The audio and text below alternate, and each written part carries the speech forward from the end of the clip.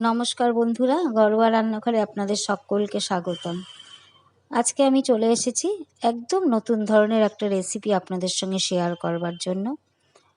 রেসিপিটি মোচার ঝাল। আমরা তো মোচার ঘন্ট, মোচা চিংড়ি, মোচার ডাল, মোচার চপ এই সমস্ত নানান রকমের মোচা দিয়ে আইটেম কিন্তু আমরা বানিয়ে থাকি। তবে এই রেসিপিটি কিন্তু একদম সম্পূর্ণ নতুন ধরনের, আর খেতে এত টেস্ট। আপনারা একবার অন্ততপক্ষে বানিয়ে খেয়ে দেখবেন কেমন হয়েছে রেসিপিটি। অবশ্যই কিন্তু আমাকে কমেন্টসে জানাবেন। রেসিপিটি একবার খেলে ভোলা যায় না, আর মুখে যেন স্বাদ লেগে থাকে দীর্ঘদিনের মতন। তা যাই হোক, আমি রেসিপিটি শুরু করছি। তবে তার আগে একটা রিকোয়েস্ট রইল, যারা আমার চ্যানেলে নতুন তারা যেন আমার চ্যানেলটিকে একটু সাবস্ক্রাইব করে দেন, আর লাইক শেয়ার অবশ্যই করবেন। নিয়ে নিয়েছি একটা ছোট্ট মোচা। মোচাটা কিন্তু ছাড়ানোর একটা পদ্ধতি আছে, সেই মোচার ছাড়ানোর পদ্ধতিটা আমি দেখিয়ে দিচ্ছি। ফুলগুলোকে বার করে নিয়ে এর মধ্যে একটা শক্ত ডাঁটি থাকে পুংকেশর, আর একটা হালকা পাতলা, দেখুন একটা শক্ত ডাঁটি আর এই হালকা সাদা অংশটা, এই অংশগুলোকে কিন্তু ফেলে দিতে হবে বার করে। এগুলো কিন্তু কখনো সিদ্ধও হয় না আর হজমও হয় না। এইভাবে সম্পূর্ণ মোচার ফুল থেকে আমি এই অংশ দুটোকে আলাদা করে নিয়েছি। দেখুন এতগুলো আমার বেরিয়েছে, এগুলোকে ফেলে দেব। আর মোচার ফুলগুলোকে আমি একটা পাত্রের মধ্যে একটু জল নিয়ে নিয়েছি, একটু নুন আর হলুদ দিয়ে সিদ্ধ করে নেব। 10 মিনিটের জন্য নুন হলুদ দিয়ে সিদ্ধ করে নেব, তারপরে জল ঝরিয়ে ব্যবহার করব মোচাটাকে আমি। আপনাদের কাছে বারবার রিকোয়েস্ট রইল আমার চ্যানেলটি সাবস্ক্রাইব করবার জন্য। হয়তো ভিডিও আমি ভালো বানাতে পারি না, কিন্তু রেসিপিগুলো কিন্তু সত্যি বানিয়ে দেখবেন অসাধারণ টেস্টের রেসিপি। রান্নাটা ভালোই করতে পারি, কিন্তু ভিডিওটা আমি ভালো বানাতে পারি না। তবুও রিকোয়েস্ট রইল আপনারা সাবস্ক্রাইব করবেন আমার চ্যানেলটিকে। একটা নারকেল হাফ মালা নিয়ে নিয়েছি, নারকেলটাকে কুড়িয়ে নিয়ে নিয়েছি বেশ খানিকটা। এর জন্য যে যে মশলা লাগবে সেটা আমি নিয়ে নিচ্ছি। 2 চামচ সাদা সর্ষে, 3 চামচ নিয়ে নিচ্ছি কালো সর্ষে। রাতের বেলায় আমি কাঁচা বাদাম ভিজিয়ে রেখেছিলাম, কাঁচা বাদামের খোসাটা আমি ছাড়িয়ে নিয়েছি। 3 চামচ সর্ষে দেওয়ার পরে এর মধ্যে আমি 8-10টা কাঁচা বাদাম দিয়ে দিলাম। 2টো কাঁচা লঙ্কা টুকরো করে দিয়ে দিচ্ছি। এবারে কুড়িয়ে রাখা নারকেল দিয়ে আমি একটা পেস্ট বানিয়ে নেব।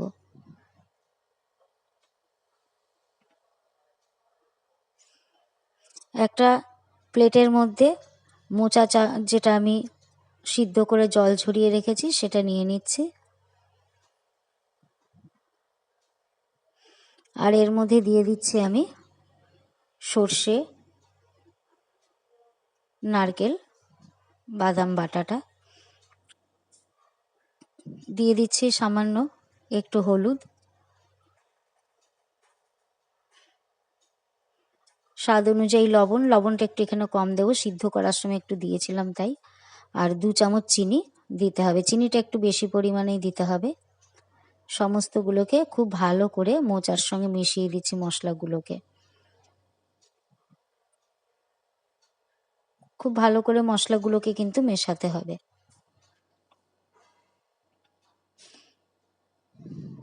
10 মিনিটের জন্য আমি ম্যারিনেট করে রাখছি। 10 মিনিট পরে ফিরে এলাম। এবারে আমি কড়াইয়ের মধ্যে একটু তেল দিয়ে শুকনো লঙ্কা, একটা তেজপাতা আর সামান্য একটু জিরে ফোড়ন দিয়ে দিলাম।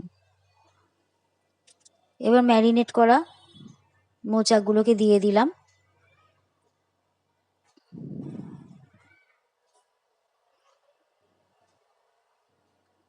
মিডিয়াম আঁচ করে দেবো। এবারে খুব ভালো করে নাড়াচাড়া করে নিচ্ছি মিডিয়াম আঁচে।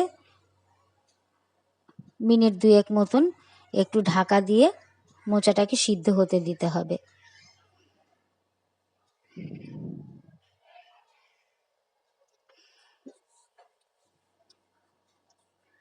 একটু ঢাকা দিয়ে দিচ্ছি 2 মিনিট মতন।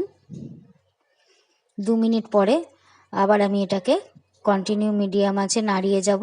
এটা কিন্তু শুকিয়ে সুন্দর একটা বাদামি রঙের কালার চলে আসবে। আর এর মধ্যে যেহেতু সর্ষে নারকেল আছে তাই তলায় লেগে যাওয়ার সম্ভাবনা বেশি, তাই কিন্তু ঘন ঘন নেড়ে যেতে হবে। এপিট ওপিট করে ভালো করে উল্টিয়ে পাল্টিয়ে নেড়ে যেতে হবে। আঁচটা মিডিয়ামে রেখে দেবেন, নাহলে কিন্তু পুড়ে যাবে।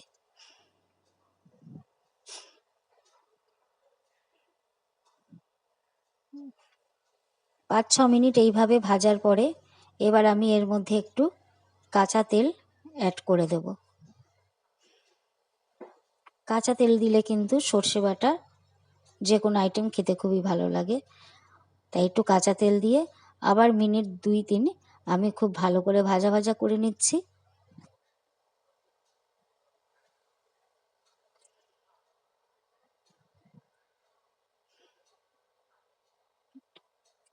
খুব সুন্দর করে খানিকক্ষণ ভাজা ভাজা করার পরে আমার কিন্তু রেসিপিটি প্রায় শেষের দিকে।